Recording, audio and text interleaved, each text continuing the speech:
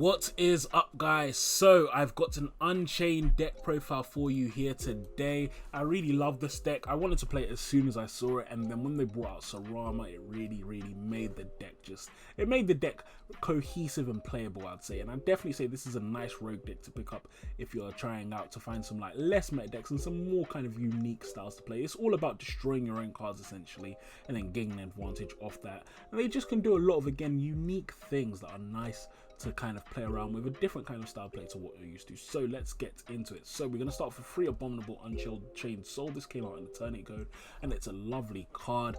Basically, if a card you control is destroyed by a battle card effect, you special summon this card from your hand. If it's special summon, you can discard a card to destroy a card on the field. And if it's in the graveyard, because it was destroyed in the field and sent this turn, you can special summon this card, but it will go back to the bottom of the deck when it leaves the field. So this is a nice card. Your main beat stick, this is what you're mainly going to be swinging over people with, and it just does some non-targeted destruction as well, which is great. Very recursive. I mean, it's the whole package. This card is amazing for the archetype, and it's definitely a big part of what makes the archetype a lot more playable now, along with Sarama.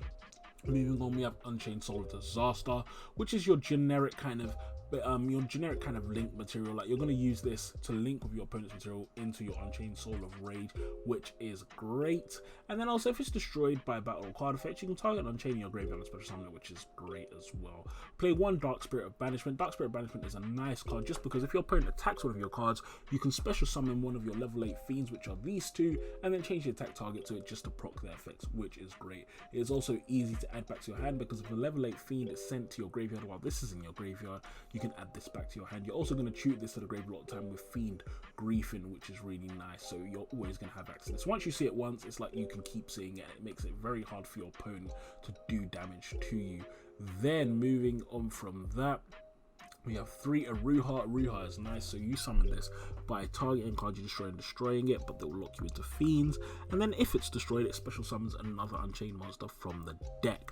Then we have Sarama. Sarama is the really good one because Sarama allows you to target an Unchained card in your grave, set it to your field, and then destroy a card you control. This is amazing because it means that one of the main things and what strengths of this is it means that your spells and traps, you can keep recycling them. You never will run out of those spells and traps, which is why I actually only play them at 2 in this variant, because once I see one of them, I'm fine. That's why I don't even mind banishing one of them off Trap Trick, because I'll just put it on my field, and now I know I can get back with Sarama if I ever need it. So Sarama is just a really nice monster. Also provoking your destruction effects, just everything about her. Again, her and Abominable Unchained Soul together in Eternity Code really helps this archetype a lot. We then have 3 Rakia. This is a quick effect to destroy a card you control. Also, you can't summon monsters for the rest of the turn except fiend monsters. The fact that this is a quick effect will facilitate OTKs because obviously you can attack with one of your Unchained monsters, destroy it with Rakia, and summon another one from the deck to attack with that as well, which is great. And then if this is destroyed, similar to Aruha, it's going to special summon himself. It's going to special summon another Unchained monster from the deck, which is great. So this is again another really nice monster Unchained have. Then we have Skarm. The main purpose of Skarm obviously is to either discard or send to the graveyard or Fiend Griefing to search anything in your deck, because you can search any level 3 fiend because all your deck is level 3 fiends. So you can search your Dark Spirits, you can search your Aruha, your Sarama, your Rakia. So it's just a nice card to have in general in your deck. Then we play 3 Ash and 3 Ghost Ogre. Nice hand traps to have. Ash Blossom obviously because it hits everything. Ghost Ogre because it's a really good hand trap in this format, and also it's really good for your own deck. You're occasionally going to use it on your own cards just so that you can proc their destruction effects, which is great. Then we play 3 Abominations Prison. I really like this for 2 reasons. Firstly, obviously it is a generic searcher, adds any Unchained card to your hand, but also if it's set and destroyed, it special summons an Unchained monster from your deck, and all of their spells and traps do this. So even if you see 2 in your hand, it's not a brick, because you can just set one, destroy that one to proc its effect, and then activate the other one to search whatever you want to see, which is great. We play 3 Extravagance. This deck does not care about its extra deck. It's hard to play an extra deck variant of this just because it locks you into fiends, and because this deck is focused on destroying cards so much that you're going to neg a lot if you do go into your extra deck, unless you're stealing your opponent's monsters. So Extravagance is definitely a good addition to this deck. I also play 1 Pot of Avarice because this deck cuts for its own resources a lot, so having that 1 Avarice to kind of shuffle back into the deck in mid and late game is going to be lovely. We play 1 Wailing. Wailing is a very polarizing card. On one hand, it is nice to have because obviously it's going to give you an extra pop, especially when you have a Wailing plus your Unchilled Soul of Rage using his effect to link summon. It means you're going to get rid of 2 of their cards, but sometimes it will be a bit of a brick. But again, this is what's so good about the Unchained spells and traps. If it's a brick, or if you don't think you'll need it, just set it instead, and now it becomes an emergency teleport instead. So I mean, that's what's really nice about this. So definitely playing 1 Wailing, it's not a bad idea. 2 Escape with Unchained, because it pops cards on the field, which is great. It will destroy one of your cards and one of their cards, which is great because your card is obviously going to special summon something from the deck.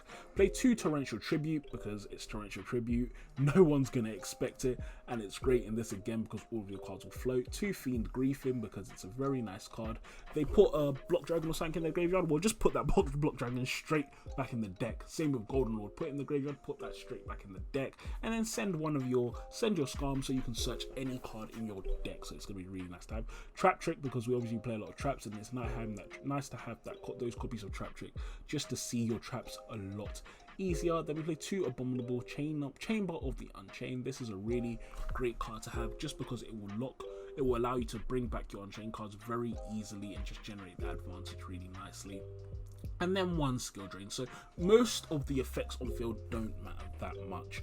You can play under Skill Drain really easily just because if your cards are destroyed, they're going to float. So Skill Drain is actually a really good card for this archetype in my opinion. Moving on, we have the extra decks. So we play 3 of each of the Unchained monsters.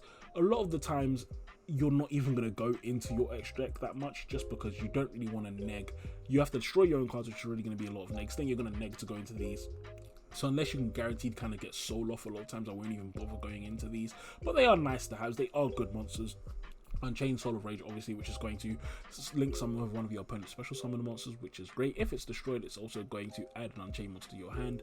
Anguish, which is going to do the same, but it's not a quick effect, so it's going to be on your turn. However, this one does not have to be a special summon monster, it just has to be a face-up monster they control. And then if it's destroyed, it's going to add any fiend to your hand. An Abomination, this card is amazing. We have seen it in a few other decks. It is just nice because it just destroys everything. If a card on the field is destroyed by card effect, you can target a card in the field, destroy it. If one monster is destroyed by battle, you can target a card in the field, destroy it. During the end phase, you can target one card in the field, destroy it. So this card has 3 separate ways in one turn that it can pop a card, which is just lovely. This is a really strong boss monster to have in the archetype, but it's a shame that it's just not a lot worth the effort going all the way up into it a lot of the time. But anyway, yeah, those are the 3 you play. And then for the rest of the extra deck, again, it doesn't matter too much because we're playing Extravagance, but I just play the Nightmare packages because they're nice just to deal with threats, and the Topper Logic monsters because they're easy to bring out. And then obviously Bomber Dragon is going to be very good in this archetype, obviously because you're going to float off it. Zerberus and Trisbana for specific decks where you can just out their threats with these kind of cards. Then moving on from that, in the side deck, my side deck is a bit unique for this deck.